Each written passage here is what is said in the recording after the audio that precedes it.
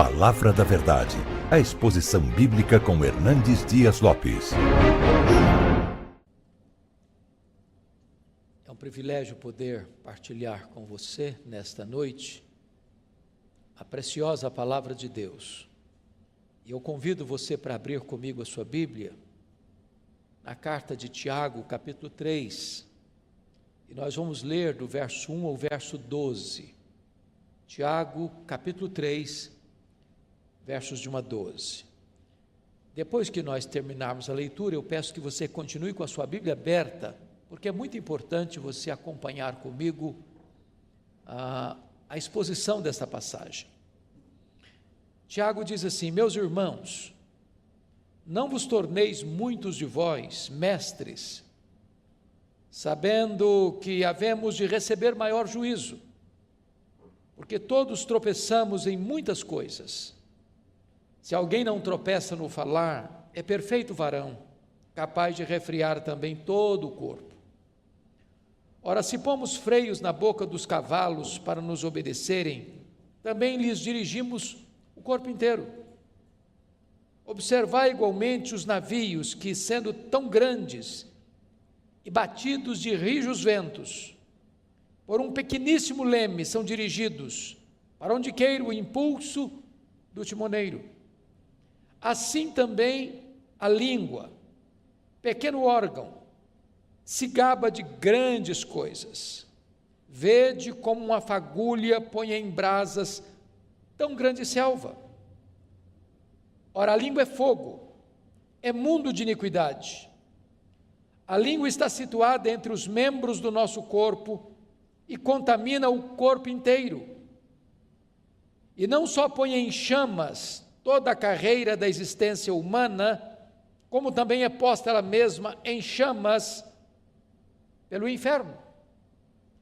Pois toda espécie de feras, de aves, de répteis e de seres marinhos se doma e tem sido domada pelo gênero humano.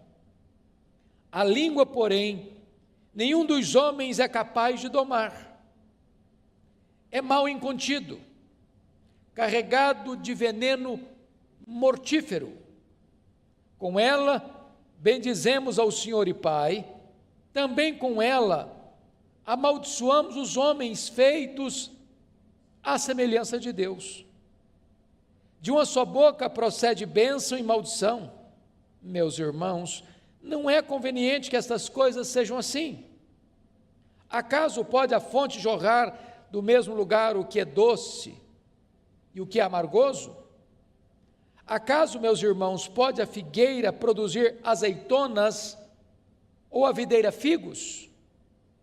Tampouco fonte de água salgada pode dar água doce. Eu gostaria de conversar com vocês sobre o seguinte tema hoje à noite: cuidado com as suas palavras. Bom, esta carta foi escrita por Tiago. É preciso prestar atenção que este Tiago aqui não é o Tiago apóstolo, irmão de João, porque aquele foi morto em Jerusalém, por ordem de Herodes Agripa I. Este Tiago aqui é o Tiago irmão de Jesus, filho de Maria, que foi um dos líderes da igreja de Jerusalém. Este Tiago era um dos colunas da igreja de Jerusalém. E esta carta que ele escreveu é chamada de o livro de Provérbios do Novo Testamento, porque é uma carta prática, que trata de assuntos práticos. Ele traz no bojo desta carta quais são as evidências de uma pessoa salva pela fé.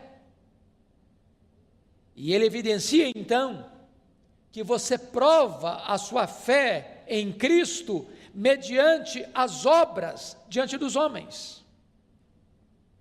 E um dos assuntos práticos que Tiago trata nesta carta é exatamente a questão do cuidado com a língua.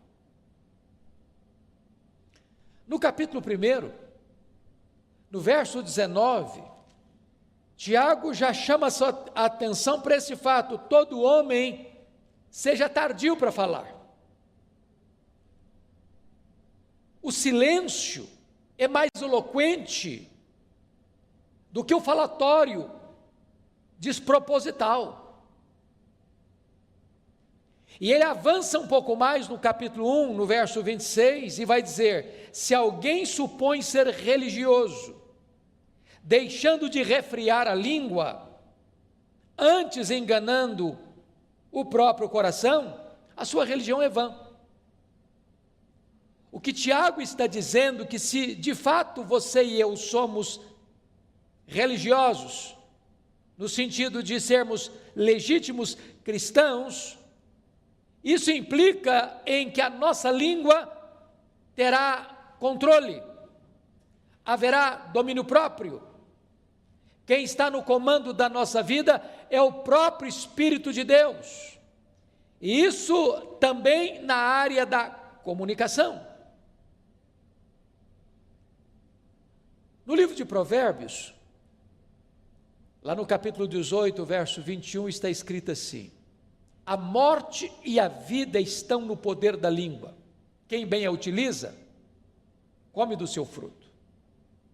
Então você pode dar vida ou você pode matar os seus relacionamentos, dependendo da maneira como você se comunica. No livro de Provérbios ainda, há um texto que para mim é emblemático. E eu gostaria que você, com a Bíblia aberta comigo, pudesse observar esse texto, porque ele trata de 6 pecados que Deus aborrece, e de um 7º pecado que a alma de Deus abomina, que é o ponto culminante da abominação divina. Quais são esses 6 pecados que a alma de Deus aborrece? Primeiro, ele diz aí, olha comigo o verso, capítulo 6, 17, olhos altivos, Deus não tolera gente soberba. Segundo, língua mentirosa, o mentiroso aborrece a Deus. Terceiro, mãos que derramam sangue inocente.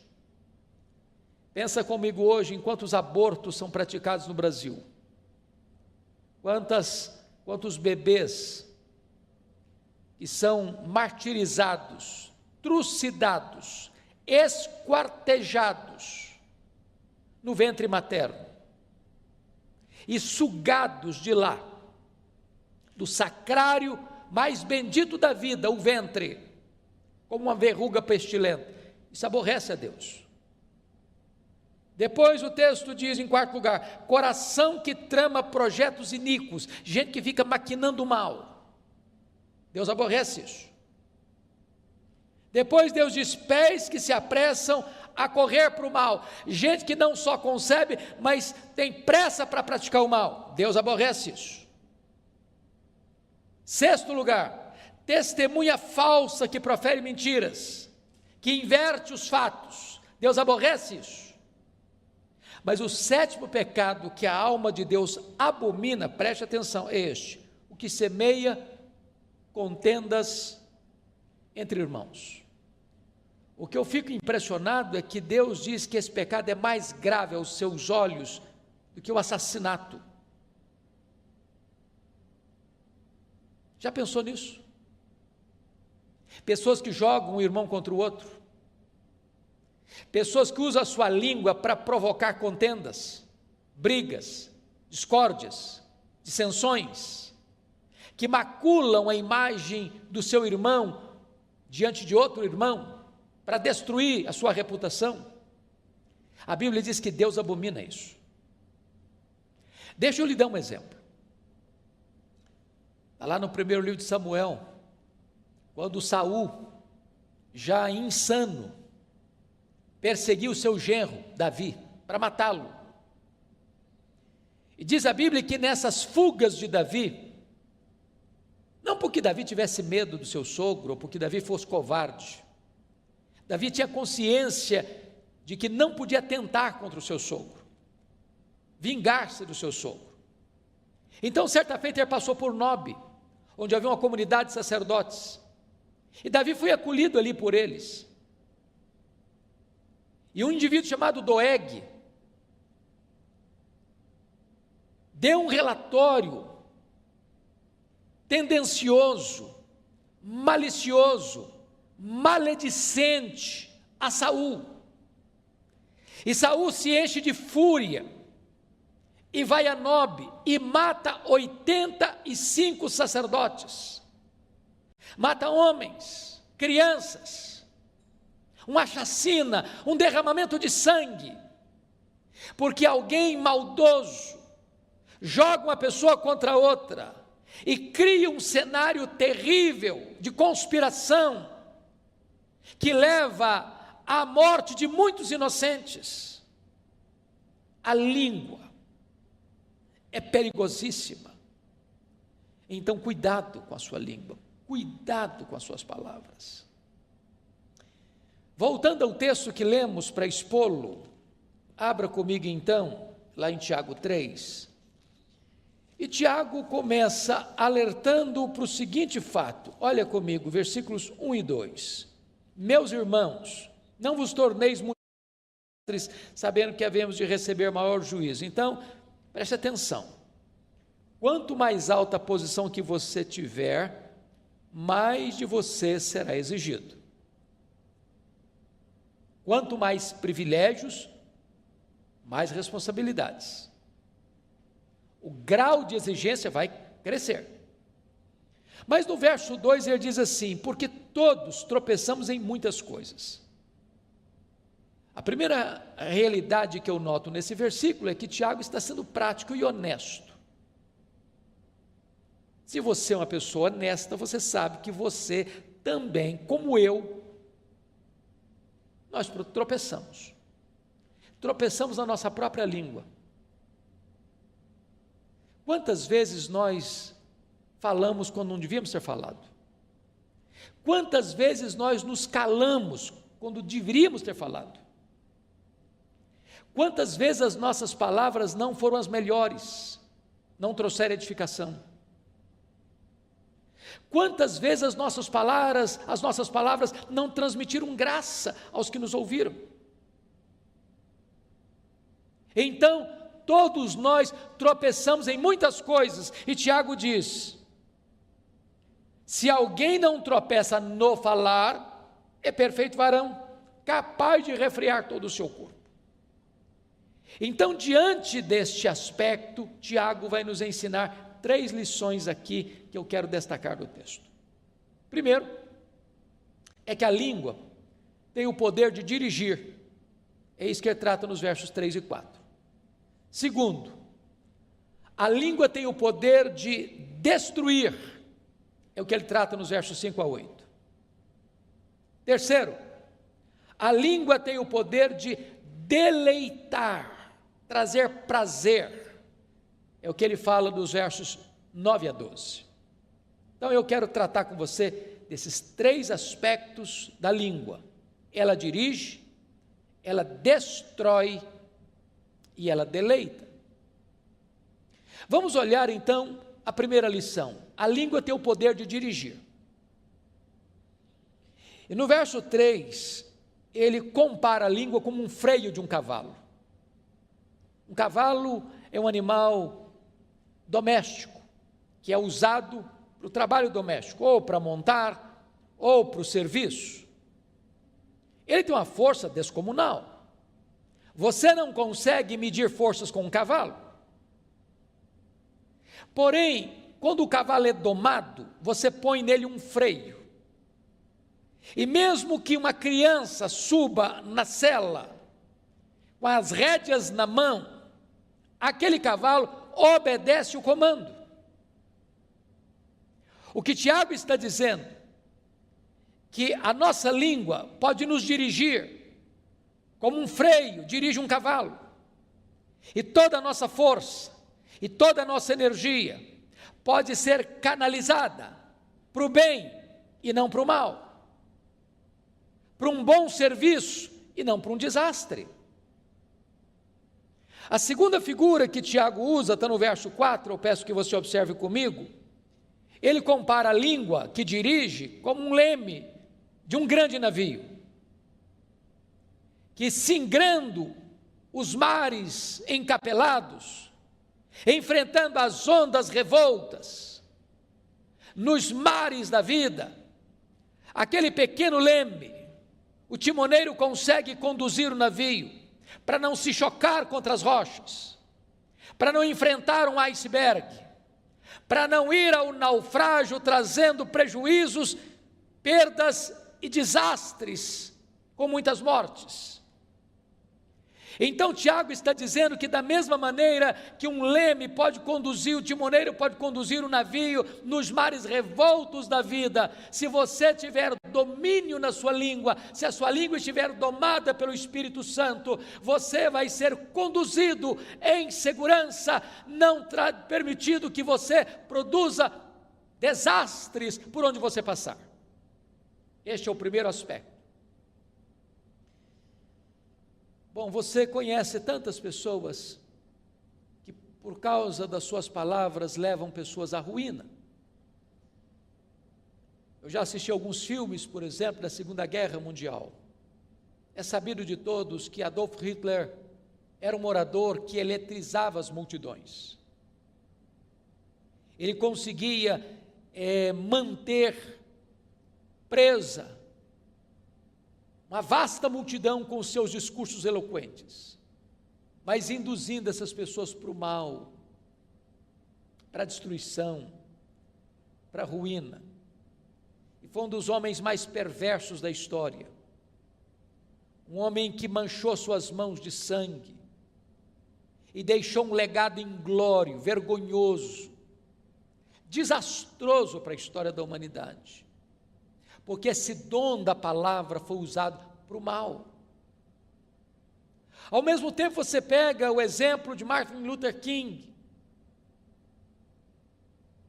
que foi um homem que usou o seu discurso, não para provocar desavença, dissensão, guerra, mas num tempo de grandes tensões no seu país, de segregação racial, ele consegue fazer um grande movimento de paz, porque você pode dirigir a sua vida para o bem ou para o mal. Quem domina a sua língua, consegue dominar todo o seu corpo. Mas agora, Tiago vai tratar da segunda figura, a língua tem o poder de destruir. E eu chamo a sua atenção, porque ele vai dizer no versículo 5, assim também a língua, pequeno órgão, se gaba de grandes coisas. Vede como uma fagulha põe em brasas tão grande selva.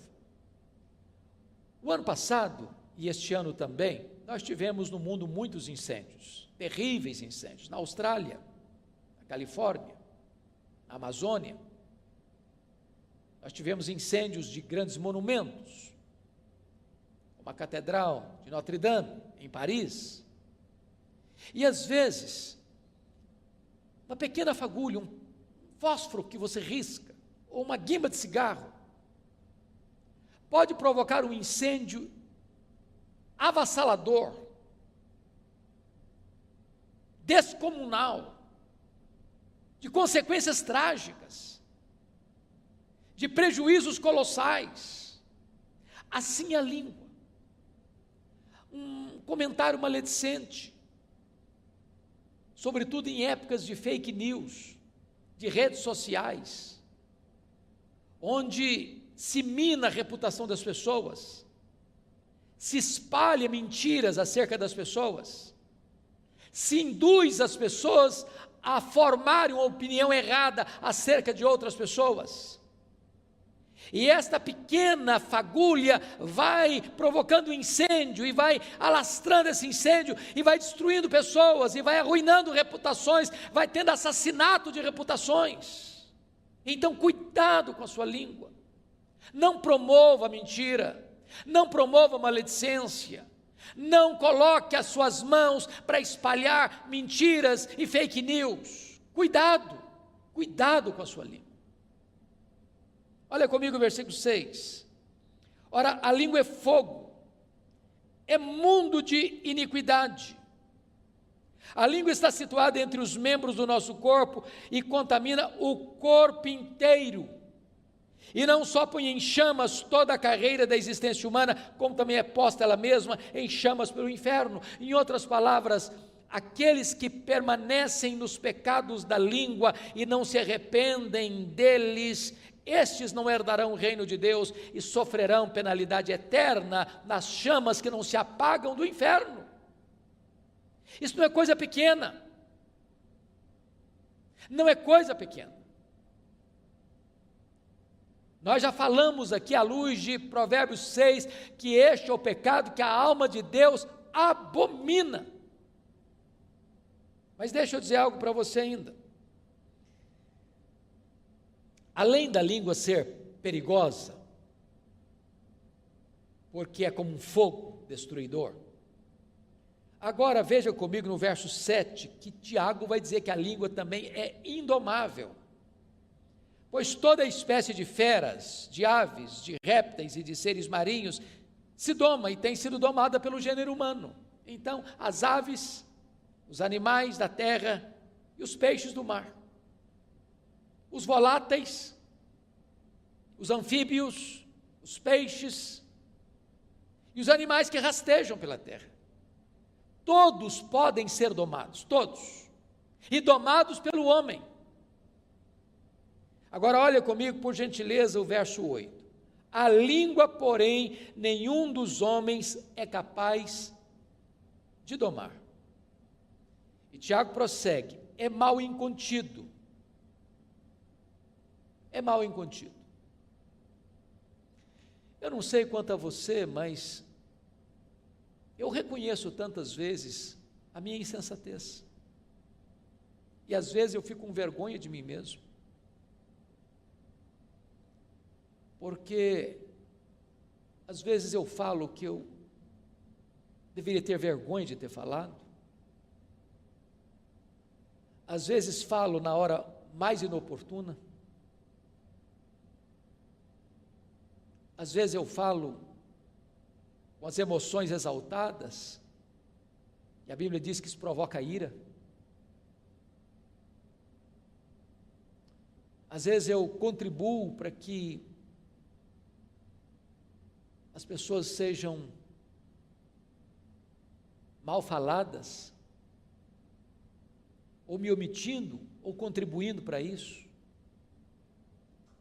E eu preciso admitir, à luz do diagnóstico do texto bíblico, que de fato a língua é um mal incontido, e uma fera enjaulada atrás dos nossos dentes, que até hoje não conseguiu ser domada.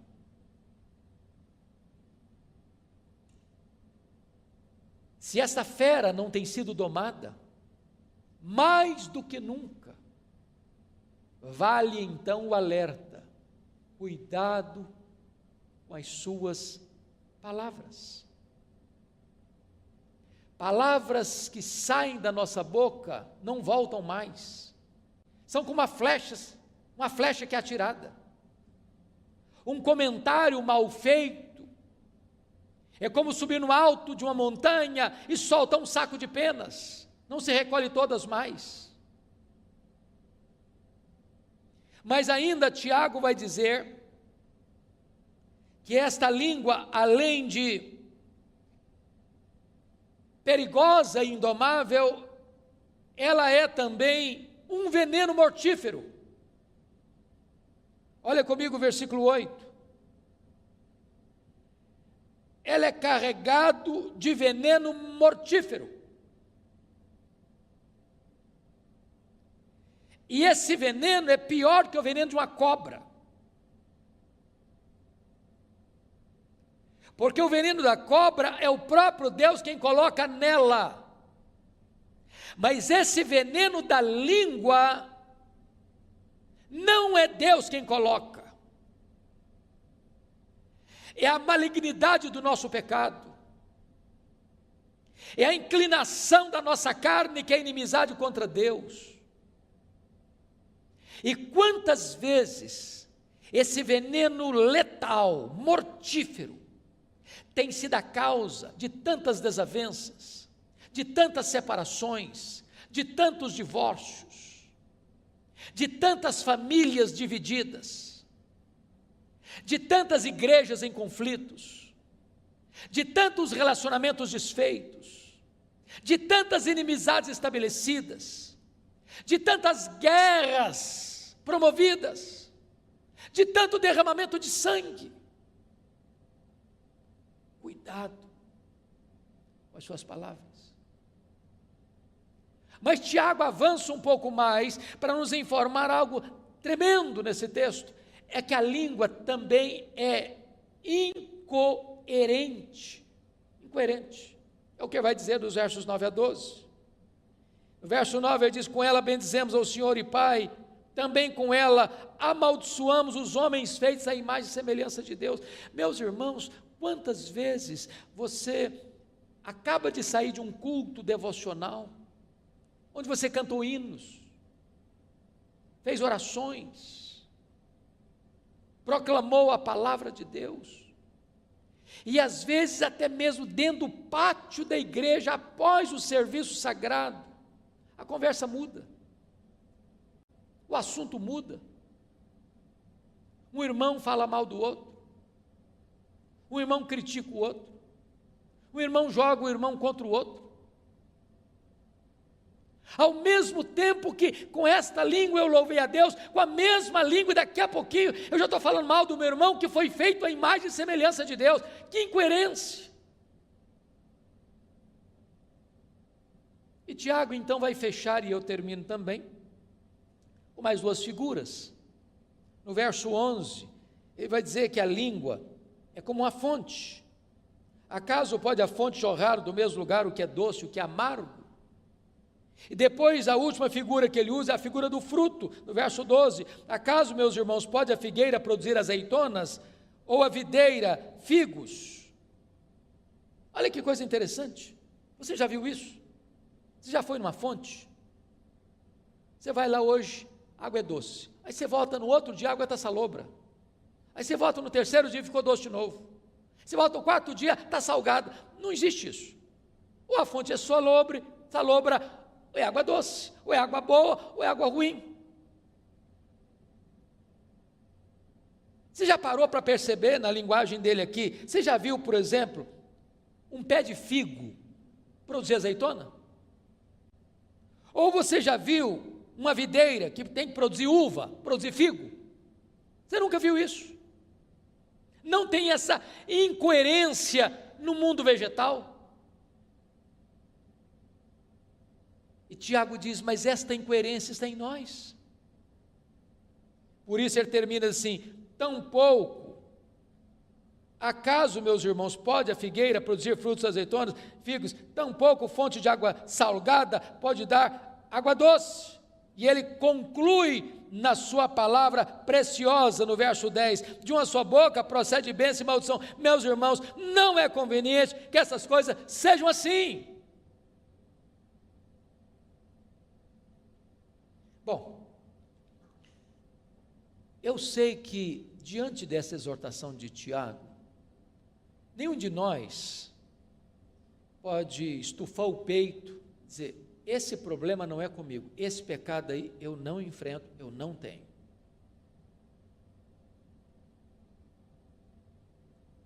Se formos honestos, temos que vestir todos nós a carapuça e dizer, pô, Tiago está falando é comigo, é com você. Qual a orientação que a Bíblia nos dá?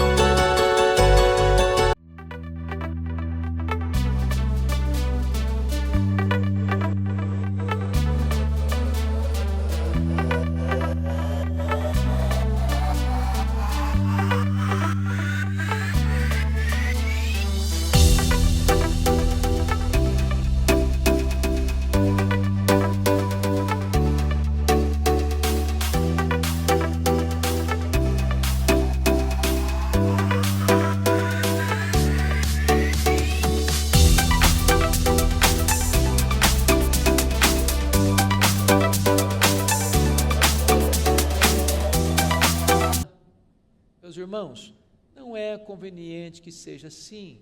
Nossa língua não deve ser incoerente.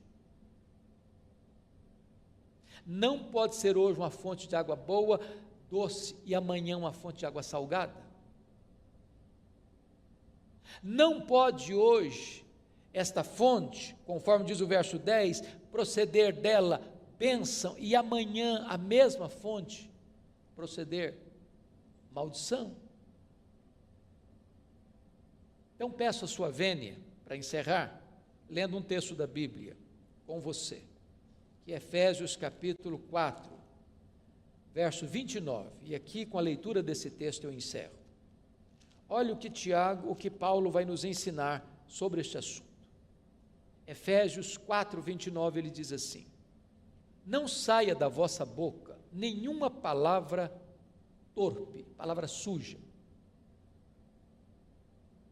e sim, unicamente, a que for boa para edificação. Se não é para edificação, fica calado. E ele diz mais, conforme a necessidade. Tem hora que não é hora de falar, não, é hora de ficar calado mesmo, só se for necessário. E ele diz mais, e assim transmita graça aos que ouvem. Ou seja, a minha palavra precisa ser abençoadora, precisa melhorar o ambiente, precisa trazer alegria, precisa trazer restauração, precisa costurar a unidade, precisa construir pontes em vez de cavar abismos. Então que Deus nos ajude, que Deus tenha misericórdia de nós, e fica aqui o alerta, cuidado com as suas palavras. Palavra da Verdade, a exposição bíblica com Hernandes Dias Lopes.